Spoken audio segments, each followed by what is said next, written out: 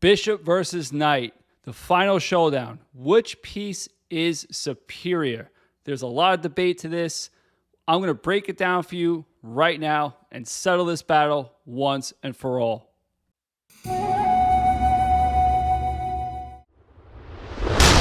Okay, so we're going to look at 5 different positions. Some have a position where the bishop's better, some where the knight's better. Let's get started and let's dive into this. Okay, the first position we see, we're on an open board, and usually bishops are better on an open board. So this is a very common theme. We don't want the knights on the side of the board or the last flank. And here you're going to see why the bishop is sometimes very much superior to the knight with a move like c4. The reason behind this is, and the pattern you have to recognize, is when the knight's on a flank, if you take away the 4 squares that it needs to get back into the game, it can never get back into the game. So this is an easy win for white. Now we just scoop up the knight with the king. And as you can see, we are completely winning, and we should go on to win this game. All right, now the next position, you'll see we have a closed position. Now, in this position, why do we know it's closed? Because the pawns are entangled. They're interlocked with each other. So this should be a pretty easy win for the knight. The knight is better in closed positions because the knight can jump over the pieces. Since the bishop can't, it really cannot maneuver around this type of position. So first, I'm just going to infiltrate with my king, and I'm just going to scoop up this pawn.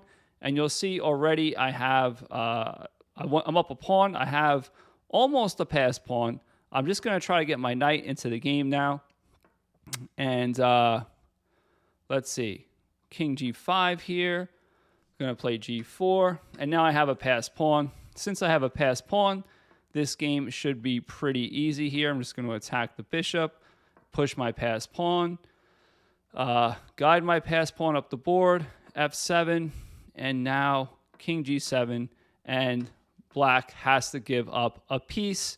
And this is an easy win. We won a piece, and we should go on to easily pick these pawns off and win. So that's a position where the knight is superior. Okay, the next position. What do we have here? We have a bishop versus knight, and we're on an open board. So that tells me that we should be winning with this the bishop. So I'll push b5, and now I'll go b6 to fix this pawn. I'll take this pawn. The king has to come back here to guard all this.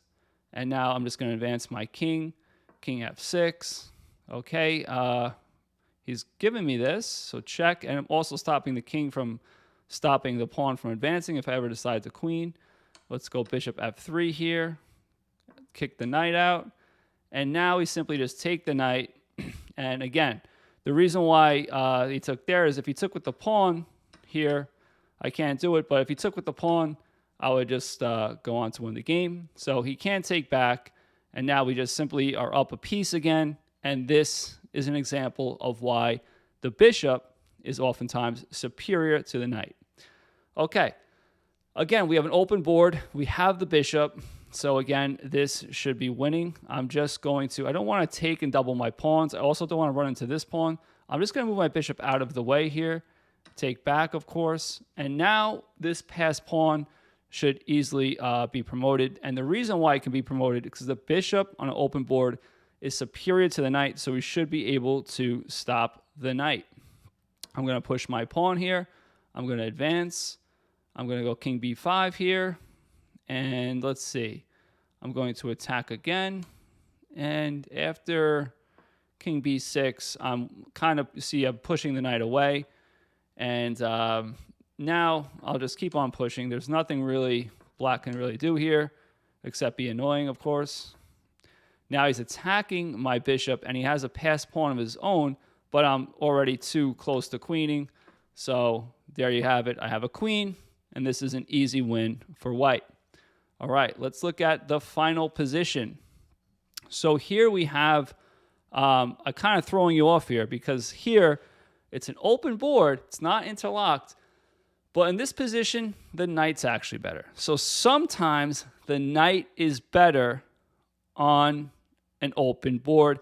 And I'm going to give I'm going to give my absolute opinion on which piece is better. And now also is a good time to subscribe if you haven't already, so you don't miss out on future content if you do like the video and if you find it helpful, of course. All right, so in this position, we see we have 2 passed pawns, but so does black. My passed pawn is closer. My king position is also better, and this is why I'm better. And my knight can actually bully the bishop here. I'm just going to attack the bishop. The bishop stays on this diagonal, but now I push this passed pawn. The king tries to get over. I go king d6. The king goes back, and now I just go g7. And there's no way the bishop can stop this passed pawn and this passed pawn. So I'm just going to queen, and this game is finito. So which piece is better, the knight or the bishop? Well, we saw that the bishop is better on open positions in general. The knight's better on closed positions. However, sometimes the knight is better on open positions, sometimes. Also, the knight is a very tricky piece, especially if you're playing against someone in time trouble.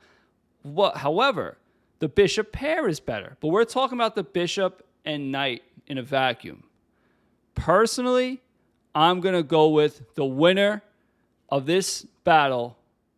Final answer, the knights. I personally think if you can master the knight, your rating will soar. Why is that? Because it's easy to master the bishop, the rook, and the queen. They're very straightforward pieces, but since the knight is such a unique piece, it takes longer to become skillful with it. So master your knights, and you will become a stronger chess player. Winner, the knights. See you later.